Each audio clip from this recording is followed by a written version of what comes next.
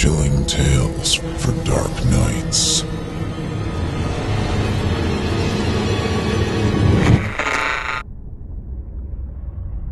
The following performance is a second-round entry in the 2017 Evil Idol voice acting competition. Voting is simple.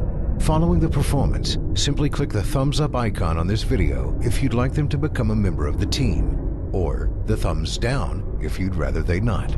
Voting on this entry will conclude 1 week after the date of its posting. Good luck to all of our contestants.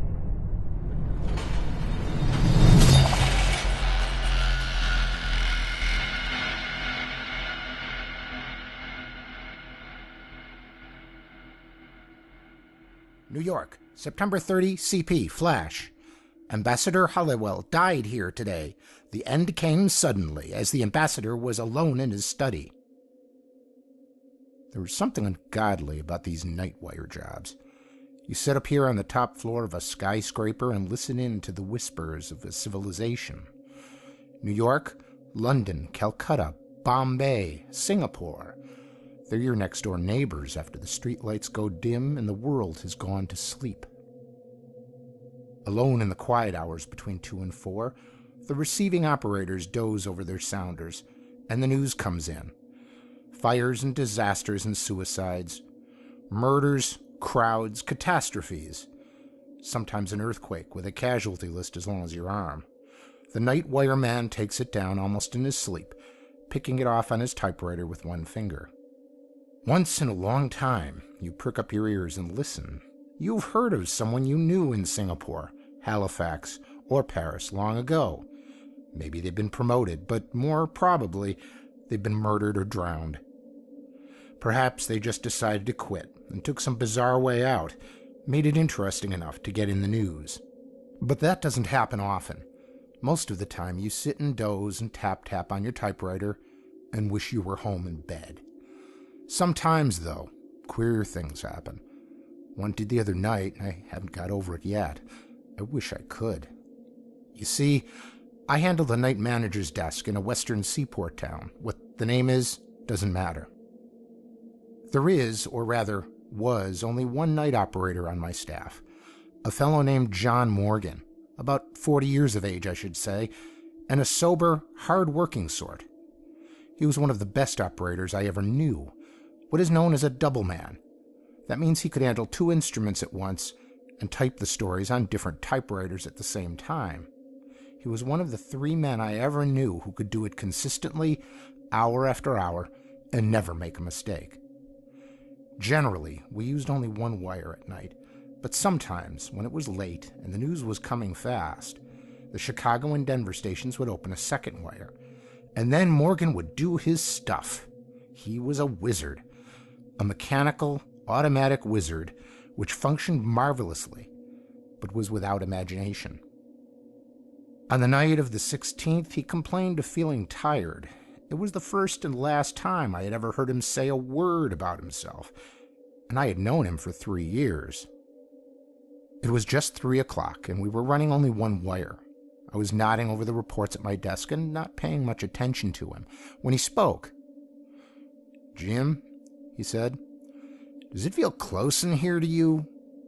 "Why, no, John," I answered, "but I'll open a window if you like." "Never mind," he said. "I reckon I'm just a little tired." That was all that was said, and I went on working. Every 10 minutes or so, I would walk over and take a pile of copy that had stacked up neatly beside the typewriter as the messages were printed out in triplicate. It must have been 20 minutes after he spoke that I noticed he had opened up the other wire and was using both typewriters. I thought it was a little unusual, as there was nothing very hot coming in. On my next trip, I picked up the copy from both machines and took it back to my desk to sort out the duplicates. The first wire was running out the usual sort of stuff, and I just looked over it hurriedly. Then I turned to the second pile of copy. I remembered it particularly because the story was from a town I had never heard of, Zebico. Here is the dispatch. I saved a duplicate of it from our files. Zebico, September 16, CP. Bulletin. The heaviest mist in the history of the city settled over the town at 4 o'clock yesterday afternoon. All traffic has stopped, and the mist hangs like a pall over everything. Lights of ordinary intensity fail to pierce the fog, which is constantly growing heavier. Scientists here are unable to agree as to the cause, and the local weather bureau states that the like has never occurred before in the history of the city.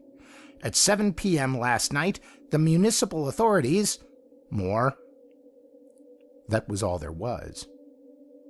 Nothing out of the ordinary at a bureau headquarters, but, as I say, I noticed the story because of the name of the town. It must have been 15 minutes later that I went over for another batch of copy.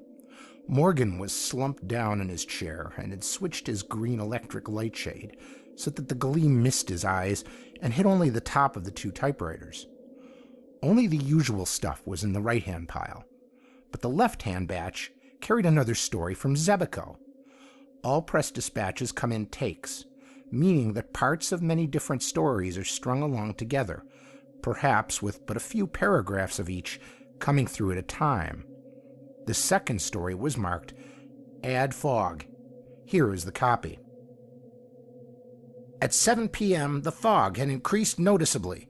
All lights were now invisible, and the town was shrouded in pitch darkness.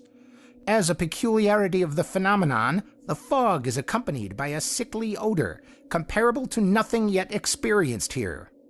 Below that, in customary press fashion, was the hour, 3:27, and the initials of the operator, JM. There was only one other story in the pile from the second wire. Here it is. Second ad Zebico fog. Accounts as to the origin of the mist differ greatly. Among the most unusual is that of the sexton of the local church, who groped his way to headquarters in a hysterical condition and declared that the fog originated in the village churchyard. It was first visible as a soft gray blanket clinging to the earth above the graves, he stated. Then it began to rise, higher and higher.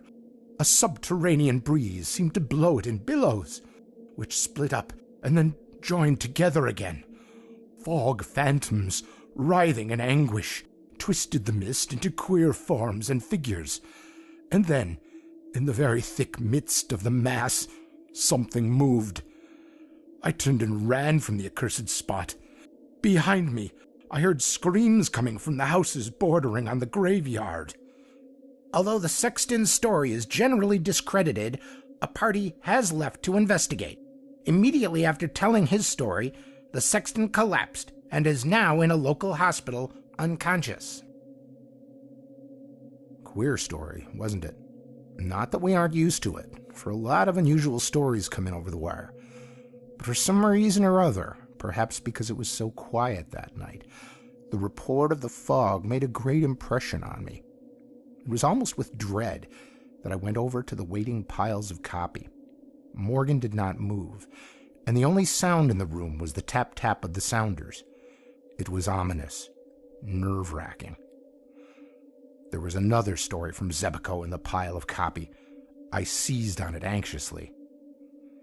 New lead, Zebico Fog, CP.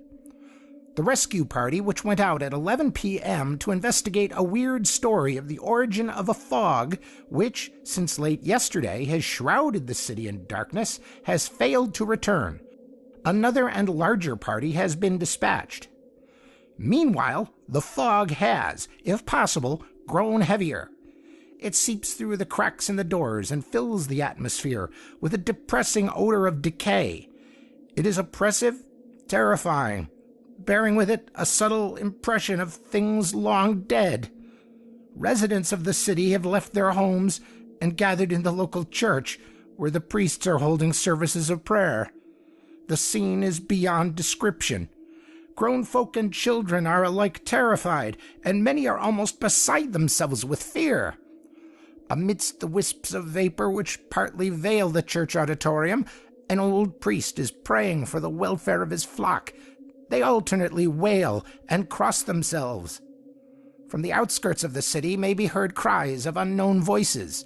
They echo through the fog in queer, uncadenced minor keys. The sounds resemble nothing so much as wind whistling through a gigantic tunnel.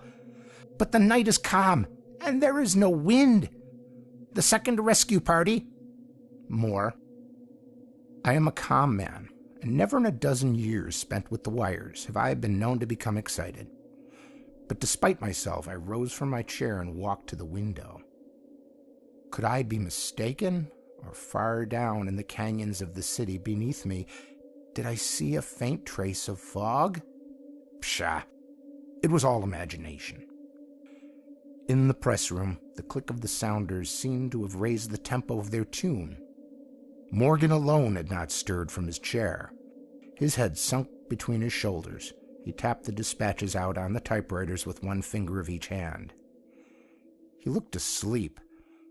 But no, endlessly, efficiently, the two machines rattled off line after line as relentlessly and effortlessly as death itself. There was something about the monotonous movement of the typewriter keys that fascinated me. I walked over and stood behind his chair, reading over his shoulder the type as it came into being, word by word. Ah, here was another. Flash, Zebico, CP. There will be no more bulletins from this office. The impossible has happened. No messages have come into this room for 20 minutes. We are cut off from the outside and even the streets below us. I will stay with the wire until the end. It is the end indeed. Since 4 p.m. yesterday, the fog has hung over the city. Following reports from the sexton of the local church, 2 rescue parties were sent out to investigate conditions on the outskirts of the city. Neither party has ever returned, nor was any word received from them. It is quite certain now they will never return. From my instrument, I can gaze down on the city beneath me. From the position of this room on the 13th floor, nearly the entire city can be seen. Now I can see only a thick blanket of blackness where customarily are lights and life. I fear greatly that the wailing cries heard constantly from the outskirts of the city are the death cries of the inhabitants. They are constantly increasing in volume and are approaching the center of the city. The fog yet hangs over everything. If possible, it is even heavier than before, but the conditions have changed. Instead of an opaque, impenetrable wall of odorous vapor, there now swirls and writhes a shapeless mass in contortions of almost human agony. Now and again the mass parts, and I catch a brief glimpse of the streets below. People are running to and fro, screaming in despair. A vast bedlam of sound flies up to my window, and above all is the immense whistling of unseen and unfelt winds. The fog has again swept over the city, and the whistling is coming closer and closer.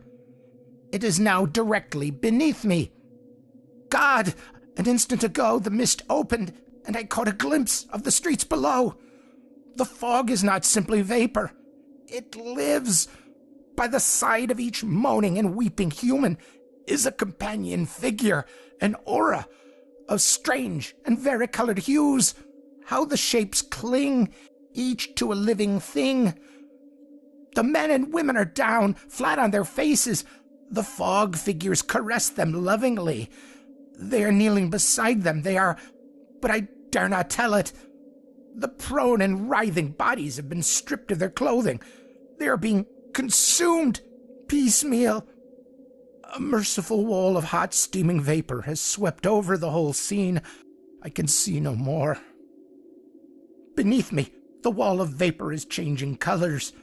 It seems to be lighted by internal fires. No, it isn't. I have made a mistake. The colors are from above, reflections from the sky. Look up, look up! The whole sky is in flames! Colors as yet unseen by man or demon. The flames are moving. They have started to intermix. The colors are rearranging themselves. They are so brilliant that my eyes burn. They are a long way off. Now they have begun to swirl, to circle in and out, twisting in intricate designs and patterns. The lights are racing each with each, a kaleidoscope of unearthly brilliance. I have made a discovery. There is nothing harmful in the lights. They radiate force and friendliness, almost cheeriness. but by their very strength they hurt. As I look, they are swinging closer and closer, 1,000,000 miles at each jump, millions of miles with the speed of light. Aye, it is light of quintessence of all light. Beneath it, the fog melts into a jeweled mist, radiant, rainbow-colored of 1,000 varied spectra. I can see the streets. Why, they're filled with people. The lights are coming closer. They're all around me. I am enveloped. The message stopped abruptly. The wire to Zebico was dead. Beneath my eyes, in the narrow circle of light from under the green lampshade, the black printing no longer spun itself, letter by letter, across the page. The room seemed filled with a solemn quiet, a silence vaguely impressive, powerful. I looked down at Morgan.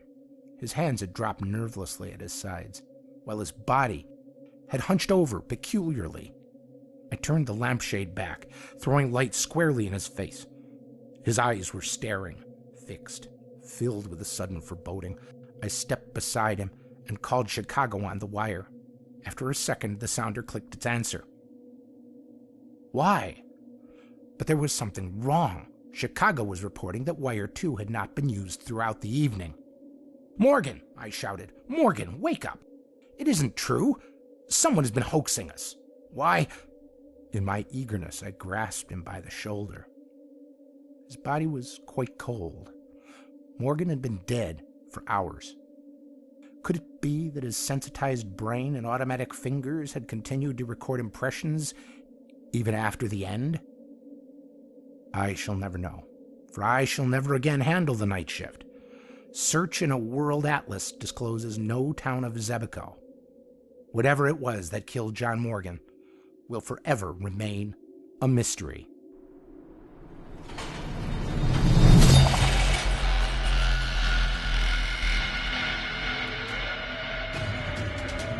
Thank you for listening. If you haven't already, don't forget to cast your vote for this contestant via either a thumbs up or thumbs down vote. New entries will be posted throughout July. Be sure to tune in and vote for each of them and help decide who becomes the next evil idol. In the meantime, turn off the lights and turn on the dark. Chilling tales for dark nights.